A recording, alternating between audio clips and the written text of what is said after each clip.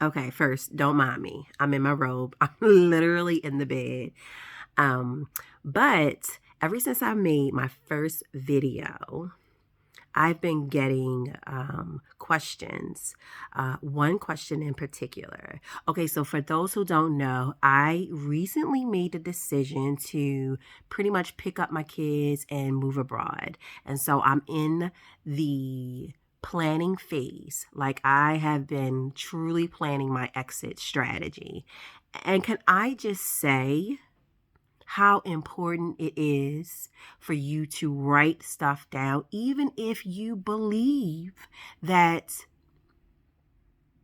you can't accomplish it. Write it down. Or if you don't know how you're going to accomplish it, write it down anyway. Can I just say how things have opened up for me just because I wrote it down? And to be quite honest, I literally didn't know how I was going to make this happen. I just knew that it had to happen. And when I wrote it down, things started to open up. Things started to open up. I was like so surprised. Anywho, I kept getting this one question pertaining to my children's fathers. So, a little bit about my background, and then I'll tell you what the questions is. A little bit about my background is I was married and I have two children from that marriage, ages 16 and 13. They're two boys. I'm no longer married. Haven't been married for, I don't know, I got divorced, I don't know, like 6, 7 years ago. I don't know. I can't remember. It's been a minute. And then I have twin girls. They're 3 years old from a guy that I'm no longer with. So the question that I kept getting or kept coming up is, how do you take your children abroad without the permission of the other parent? And so here's the thing. This truly is a tricky one. But I'm going to give you this advice. Number one, don't assume. Ask the question. If you really want to know what they think, ask the question because you would be surprised. They may say, hell no, and they may say yes. You never know. But it's worth you asking.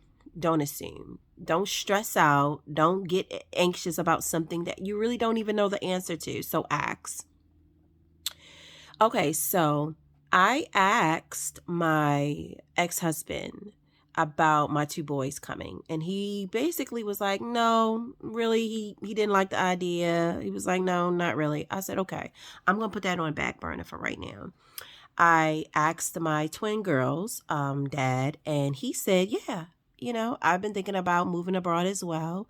I don't see anything wrong with it. Absolutely. And so I got one out of two yeses, right? As far as my teenagers are concerned, in my experience, a lot of times when my ex would tell me no about something, had very little to do with the actual children and very much to do with controlling me, controlling my moves, controlling my location, just because he could, right? Just because he could use the children to control.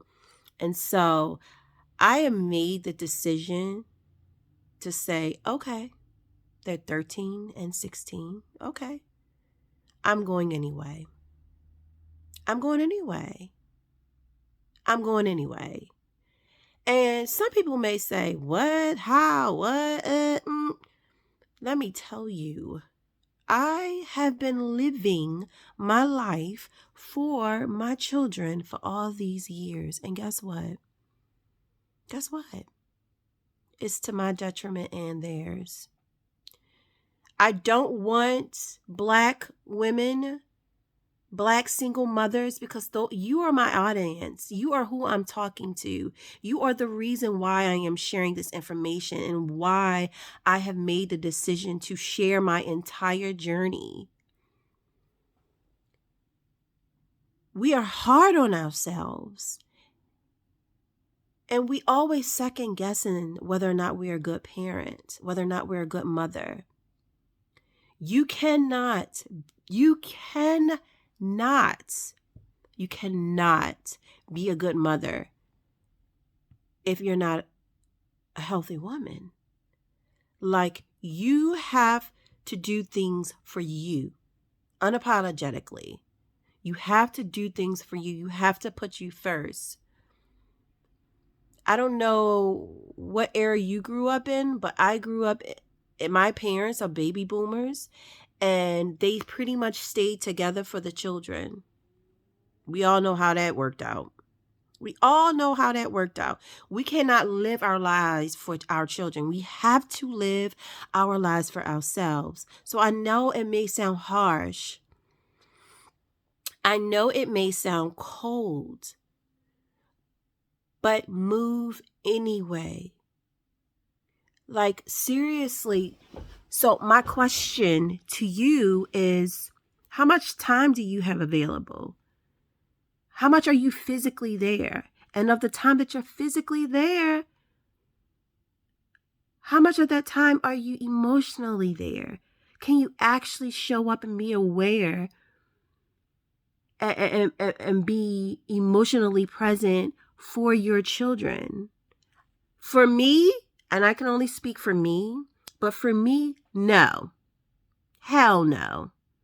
No, I haven't been emotionally and physically present for my children in a very long time, even though I try very, very, very hard.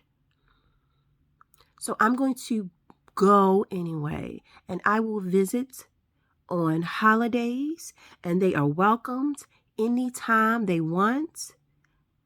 I'm going to go anyway. And what I hope will happen is that when they visit, they say, I like this. Okay. And then maybe not the first time, maybe not the second time, maybe not the 10th. But my hope, my desire is that they will come to a conclusion themselves and say, this is a better life. My mom looks happier. My mom is more present. My mom is softer.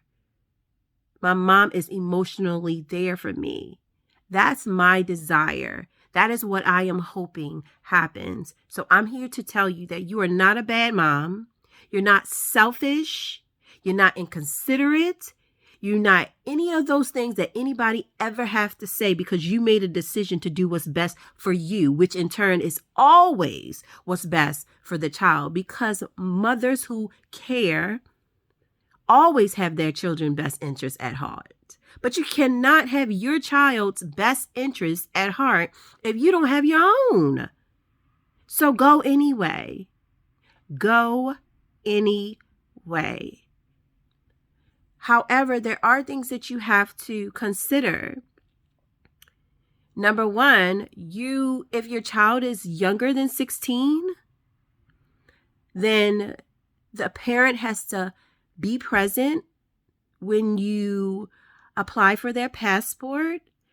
And if the parent cannot be present, then they have to fill out a document that you can get offline, and that document has to be notarized.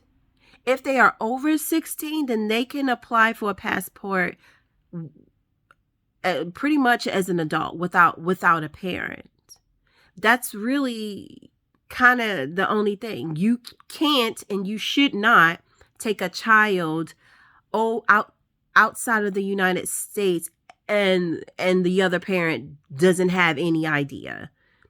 Don't set yourself up like that.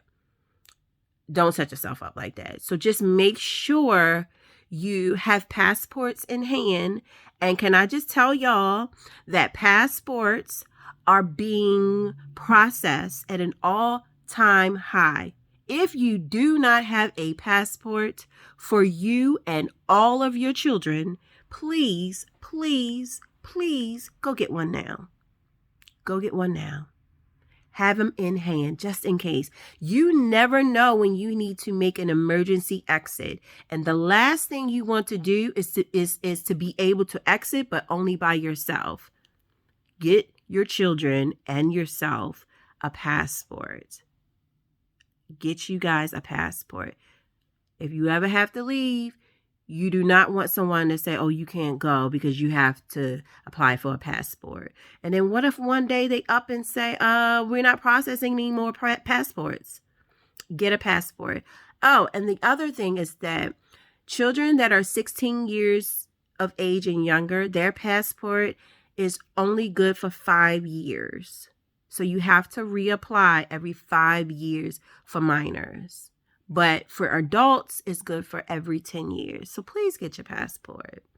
But yes, that is it. That's my answer. Ask them, tell them, let them know. But ultimately, you do what's best for you and you don't feel guilty about it. You don't. You don't. Because oftentimes, dads don't feel guilty. They off living their dreams, going after the career that they want, doing whatever it is that they want, and they don't feel guilty. And we are left holding the bag, being in the paint, doing the day-to-day. So no, don't you feel bad. Do what you need to do for yourself and for your children. Okay, so I do have a lot of exciting news. What's today? I'm losing track of the days. Today is Tuesday. I am going to Panama in 2 days. If you would have asked me 3 weeks ago, hey, are you going to Panama? I'm like, huh? I ain't going to Panama. I'm going to Panama in 2 days. That's why I said it's very important for you to write stuff down, speak things into existence, because I had no clue that I was going to Panama.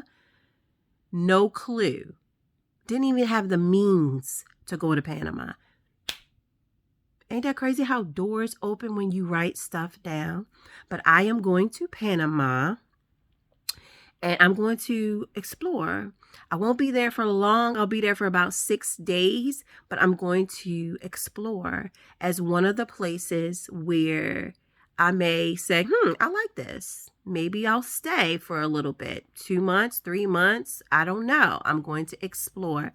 And so I will record my journey while I'm there, and I'll try to gather as much information, especially for my single Black mothers, because that's who I'm talking to once again, because we need help. We need help. We need to know that it is possible to travel the world with our children and not be rich.